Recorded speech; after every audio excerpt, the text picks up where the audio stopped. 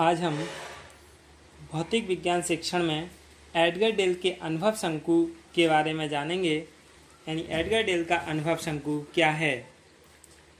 Edgar Dale's cone of experience. बच्चे अनुभव से सीखते हैं। वास्तव में अनुभव का ही दूसरा नाम शिक्षा है। कुछ अनुभव प्रत्यक्ष तथा कुछ अप्रत्यक्ष होते हैं। बहुत से अनुभव ठोस और बहुत से अमूर्त होते हैं। All the learning experiences which can be utilized for classroom teaching are shown by Edgar Dale in a pictorial device, pinnacle form, which he called the cone of experience. It can be stated that the cone classifies the audiovisual aids according to their effectiveness in communication and at the base of the cone as most effective. Relative effect gradually decreases. यानी जो सभी प्रकार के अधिगम अनुभव हैं और जिनका क्लास में उपयोग किया जाता है कक्ष शिक्षण में, वो सभी एडगर डेल की इस डिवाइस में जो एडगर डेल ने दिया है अपना अनुभव शंकु, उसमें सभी का वर्णन किया गया है। यानी सभी प्रकार के अनुभव हम अपनी 5 संवेदनात्मक इंद्रियों यानी सेंसरी मोटर से सीखते हैं। और यानी जो मल्टी सेंसरी हैं इंद्रिय, इनके प्रयोग से प्राप्त करते हैं, जिनमें प्रमुख हैं कौन कौन सी हैं। हाथ से स्पर्श करना, आंख से देखना, कान से सुनना, नाक से सूंघना और जीभ से चाटना। ये 5 इंद्रियां यानी हम इन्हीं के प्रयोग से अनुभव करते हैं और सीखते हैं। इनमें से एक या एक से अधिक इंद्रियों के प्रयोग से हमें प्रतिदिन बहुत से अनुभव प्राप्त होते हैं। एडगर डेल ने इन सभी अनुभवों का वर्गीकरण करने के लिए एक चित्र व्यवस्था की रचना की है। इसे उन्होंने अनुभव कौन, एक्सपीरियंस कौन का नाम दिया। उस चित्र के बारे में जानेंगे, लेकिन पहले हम जान लेते हैं कि इसमें 3 स्रोतों का अनुभव प्राप्त करता है। मनुष्य कौन से 3 स्रोतों का अनुभव करता है? ज्ञानेंद्रियों से यानी प्रत्यक्ष संपर्क द्वारा, यानी जो बिल्कुल साक्षात दिख रहा होता है। क्रिया द्वारा अनुभव यानी क्रिया करके। दूसरा, चित्रों और आकृतियों को देखकर उसका अवलोकन करने से अनुभव करता है। और मौखिक या लिखित शब्दों और संकेतों को के माध्यमों से शाब्दिक रूप में, यानी किसी के भाषण सुनने से या कहीं लिखा हुआ देखकर और कोई संकेत देखकर, इनके माध्यम से वह अनुभव प्राप्त करता है। मनुष्य 3 स्रोतों से अनुभव प्राप्त। इन क्रियाओं के संपादन में कर्मेंद्रियों का विशेष योगदान होता है। कर्मेंद्रियों से कैसे? शाब्दिक अंतःक्रिया के लिए यानी टेलिंग करना पड़ता है, यानी कथन। फिर प्रदर्शित करना यानी शो करना, उसके लिए शोइंग। फिर कार्य का संपादन करना यानी डूइंग। पहले टेलिंग करना, फिर शोइंग करना, फिर डूइंग करना। इस तरह से इसका संपादन होता है। Edgar Dale, the chief exponent of audio visual aids in teaching, is the organiser of the cone of experiences. तो एडगर डेल का अनुभव शंकु देख लेते हैं। ये एडगर डेल का अनुभव शंकु है जो प्रत्यक्ष से अप्रत्यक्ष की ओर यानी अमूर्त की ओर, मूर्त से अमूर्त की ओर जाता है। यानी यहाँ वास्तविक वस्तु होती हैं और वास्तविक से अवास्तविक की ओर यानी अप्रत्यक्ष की ओर जाता है। और इधर अप्रत्यक्ष से प्रत्यक्ष अनुभव की ओर यानी अमूर्त से मूर्त अनुभव की ओर, यानी जो वास्तविक होते हैं। इसमें कितने 11 स्टेप्स दिए हुए हैं, इनके बारे में हम जानेंगे।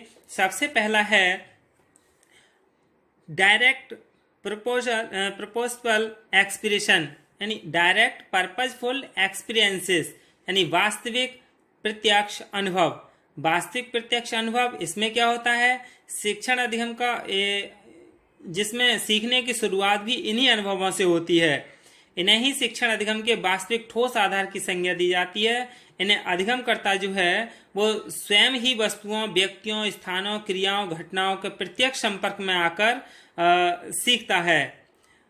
और अनुभव प्राप्त करता है। जो कुछ भी वह स्वयं करता है और उसे उसके फलस्वरूप जो कुछ मिलता है वह सब कुछ उसके प्रत्यक्ष अनुभव से ही मिलता है। जैसे ताजमहल को देखने जाना, यदि उसने ताजमहल को देख लिया तो वो कौन सा हो गया? वास्तविक प्रत्यक्ष अनुभव, यानी वहां उसने देख करके वास्तव में अनुभव प्राप्त किया है।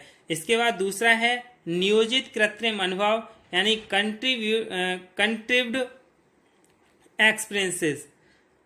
कक्षा शिक्षण में ऐसी बहुत सी परिस्थितियां हैं और अवसर आते रहते हैं जब अपेक्षित ज्ञान, कुशलता एवं समझ विकसित करने के लिए वास्तविक प्रत्यक्ष अनुभव प्रदान करना संभव नहीं होता है। जैसे कि कोई चीज़ पढ़ानी है हमें और उसके लिए जैसे हार्ड पढ़ाना है तो हार्ड वास्तविक रूप में तो निकाल के नहीं लाया जा सकता किसी मनुष्य के शरीर से।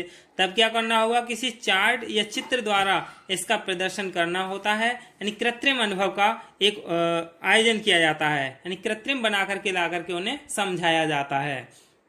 फिर उसके बाद तीसरा है अभिनयात्मक भागीदारी, यानी ड्रामेटिक पार्टिसिपेशन। तीसरा है ड्रामेटिक पार्टिसिपेशन। इसमें क्या है? किसी नाटक के द्वारा भूतकाल या वर्तमान की घटनाओं की अभिनय क्रियाओं द्वारा देखा, सुना, स्वयं में अनुभव किया जाता है। जब छात्र इन नाटकों में भूमिका निभाते हैं तो उनके सामने सारी घटनाएं वैसी ही आने लगती हैं और वे उसी रूप में उन घटनाओं को अच्छी तरह से सीख सकते हैं। यानी कोई भी पाठ तुम्हें पढ़ाना है, कोई भी तुम्हें अधिगम कराना है तो उस चीज़ पर क्या कराया जाए? एक नाटक करा दिया जाए और तब बच्चे क्या है उसमें सीखते हैं अभिनय के द्वारा। चौथा है डिमॉन्स्ट्रेशन एक्सपीरियंस, यानी प्रदर्शन द्वारा अनुभव। यहाँ विषय संबंधी विभिन्न तथ्यों और सिद्धांतों के ज्ञान और कौशल संबंधी अनुभवों को प्रदान करने के लिए अध्यापकों द्वारा कक्ष या प्रयोगशाला में विभिन्न वस्तुओं, उनकी कार्यप्रणाली, प्रक्रियाओं तथा उपयोग प्रदर्शन का सहारा लिया जाता है। छात्र इस प्रकार के अनुभवों को स्वयं प्रयोग एवं परीक्षण करके नहीं सीखते, बल्कि अपने अध्यापकों को इन प्रयोग एवं परीक्षणों का प्रदर्शन करते हुए देखकर सीखते हैं। यानी क्लास में शिक्षक प्रदर्शन करके सिखाता है। इसके बाद है एजुकेशनल और फील्ड ट्रिप, यानी शैक्षिक भ्रमण। प्राकृतिक, सामाजिक, ऐतिहासिक, भौगोलिक और औद्योगिक वैज्ञानिक रुचि एवं ज्ञान से जुड़े हुए स्थानों, कार्य क्षेत्रों की सैर या भ्रमण अवसर प्रदान करने से भी विद्यार्थियों को ऐसे सजीव और रोचक प्रत्यक्ष अनुभवों की प्राप्ति हो सकती है जिनसे उन्हें अपने विषय संबंधी तत्वों और उनकी व्यावहारिक उपयोगिता को जानने और समझने में मदद मिलती है। इसलिए शैक्षिक भ्रमण भी जरूरी होता है, इसीलिए बच्चों के लिए टूर पर ले जाया जाता है। इसके बाद अगला है प्रदर्शित सामग्री, यानी एक्सिबिशन एंड म्यूजियम। इसमें क्या है? कक्षा से बाहर छात्रों को प्रदर्शनी में ले जाया जाता है जहां पर वस्तुओं को मूल रूप में दिखाया जा सकता है। विद्यालयों में भी प्रदर्शनी का आयोजन किया जाता है, इनसे भी छात्रों को प्रत्यक्ष अनुभव का अवसर मिलता है। फिर है मूवी सिनेमा, यानी चलचित्र। चलचित्र में क्या है? यानी चलचित्र में क्या है कि वास्तविक प्रत्यक्ष अनुभव प्रदान करने की दृष्टि से चलचित्रों की गिनती भ्रमण और प्रदर्शनी सामग्री के बाद ही एडगर डेल के अनुभव संकुल में किया गया है, क्योंकि जब वास्तविक अनुभव की प्राप्ति नहीं हो पाती है तब चलचित्र द्वारा प्रदत्त अनुभव उनकी कमी को पूरा कर सकते हैं। इस दिशा में एक उपयुक्त दृश्य श्रव्य यानी ऑडियो विजुअल साधन एवं उपकरण के रूप में चलचित्रों को क्लासरूम में प्रदर्शन छात्रों को वांछित अधिगम अनुभव अर्जन करने में सहायक सिद्ध होते हैं। इस रूप में शैक्षिक फिल्में, दूरदर्शन, वीडियो, कैसेट, रिकॉर्डर आदि से प्राप्त अनुभवों को इस श्रेणी में रखा जाता है। इसीलिए कक्षा में अब क्या चलने लगे हैं, यानी प्रोजेक्टर के माध्यम से पढ़ाया जाता है, चलचित्रों के माध्यम से ही अध्ययन कराया जाता है। फिर इसके बाद है स्टिल पिक्चर, यानी स्थिर या अचल चित्र। वास्तविक प्रत्यक्ष अनुभव प्रदान करने की दृष्टि से अनुभव संकुल में स्थिर चित्रों की गिनती चलचित्र के बाद ही आती है। जब चलचित्र की व्यवस्था नहीं होती है तब स्थिर चित्र दिए जाते हैं। स्थिर चित्रों से संबंधित शिक्षण अधिगम सामग्री में सभी प्रकार की चित्रात्मक और प्रक्षेपी सामग्री जैसे चित्र है, चार्ट है, ग्राफ है, मानचित्र, आकृति चित्र, कार्टून, पोस्टर, स्लाइड और फिल्म स्ट्रिप, ये सभी की गिनती की जाती है। और इस प्रकार की सामग्री के उपयोग से केवल दृश्यात्मक अनुभव ही प्राप्त होते हैं, यानी इसमें सिर्फ देखा ही जा सकता है। इसके बाद जब देखने वाली चीज उपलब्ध नहीं होती है तब रेडियो यानी रेडियो प्रसारण का उपयोग किया जाता है। स्थिर चित्रों में जहाँ केवल एडगर डेल में इस अनुभव श्रेणी में मात्र श्रव्यात्मक अनुभव ही उपलब्ध हो सकते हैं। यद्यपि एडगर डेल ने जहां केवल रेडियो प्रसारण में उपलब्ध अनुभवों का ही जिक्र किया है, परंतु यहाँ पर सभी शिक्षण अधिगम साधन और उपकरणों को स्थान दिया जा सकता है जिनसे मात्र सुनकर ज्ञान प्रदान किया जा सकता है। रेडियो के बाद फिर दृश्यात्मक प्रतीक यानी विजुअल सिंबल्स। कम्युनिकेशन में भाषा यानी शब्दों का प्रयोग किया जाता है। चित्रात्मक प्रस्तुति को शाब्दिक प्रस्तुति से बेहतर समझा जाता है और इसलिए यह भी कहा गया है कि एक चित्र 1000 शब्दों से भी बेहतर है। शिक्षण, ये चीनी उदाहरण है, चीनी कहावत है, एक चित्र 1000 शब्दों से भी बेहतर है। शिक्षण अधिगम प्रक्रिया में अक्सर अनेक प्रकार के दृश्यात्मक प्रतीकों युक्त होते हैं, जैसे चार्ट, चित्र, आलेख, मानचित्र, रेखाचित्र, पोस्टर, फोटोग्राफ, ये सभी का उपयोग किया जाता है। इस प्रकार की सभी सामग्री में भाषा का प्रयोग जरूरी नहीं होता, यानी इसमें भाषा नहीं दी जाती है दृश्यात्मक में।